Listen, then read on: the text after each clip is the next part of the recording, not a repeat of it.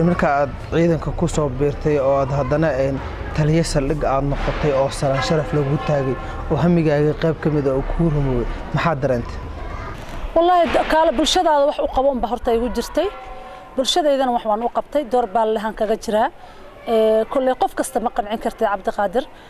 Jawaahir qof Soomaaliyeed oo haddana Soomaali Kenyaan ah oo mararka qaar xataa Nairobi dhaxmaray baa dad jinsiye kala duwan leh ama qabaa'ilad kala duwan intii laga soo baxay sharci la weydiiyo marka askartaas la socdo kale dareen nooc dareenta marka Soomaali si gaar ah loo beegsan waad qiiranaysaa oo waad dareemi laakiin inta tabarteena waan qaylinaa bas weydiina marka afka Soomaaliga si fiican ugu hadasho haddana qof mas'uul oo Soomaalida ka yahay xilka talow sidaan oo dhan sidee luqadda ugu barata afka Soomaaliga Cabdiqaadir ma sha Allah Soomaalida markay noo imaato waxayna dhigi jireen Soomaali سجوا بين الرجال عاد بنجعل ولا له ما شاء الله مركا أيجي ما ذن بنلقطه صفي عنه برنا. دنك شرعية ذا وكله حافظا هذا إسلي وكله سومالي وعبادة هذين عقبضها عقبضا كبان له لجمع جوير اللي هي دقمة كم جكران حافظ السومالي ديك تسلي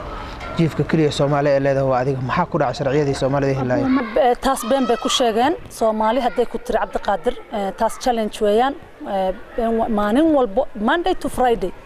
حفيز كنا كباندو ولا جويا. لكن عاوشة كلا جرتو نك لوقده كلا قفك كوكونيه كلا لوقدي سكالا جلوها ساس Soomaali إن عاد interview مركز الله يرسل لوقد Soomaali وكوها الله كباني سأل وقدم حلو جديد. national language كتا كان كويها وحلو interview قرية كسواهيلية. ولكن لوقد لبرتو سواهيلي ولا برنكلا لكن إن قف كان وكينيا إن لو تحجلي ساكمه وناسا أنت لوقد فرن. والله عبد القادر أنا هذا دان كله قف أنتو primary school هالك كبوجي secondary كبوجي في ساحل ما أقام ما كودي قريبة قف كاسيت في ساحل ما أقام كروا مست سكول كيابا مادي بكتاهبا. جواهر أنا عسكريات هاي أو حافظ وقوي إسلي أكهول كسكو هذا هو Soomaaliyeed baa tahay waa dareemi kartaa qof walba Soomaali caqabada ka qabsan karto markuu Nairobi u joogo dhalinyaro fara badan baa noo istaag imaanayso dhulkeeda Nairobi joogto kuwa kale inay dhibanayaal yihiin oo qaar ku maxaabiisiin baa laga yaabaa gabadha kaliya askariyada Soomaali baa tahay iyo xildhibaanka kama kunjo asna mas'uuliyad kale Soomaalida waxay ma jirtaa mas'uuliyad gaar intaad saarteen aad Soomaalida ugu gurmanaysaa wax ugu qabanaysaa horta sharciga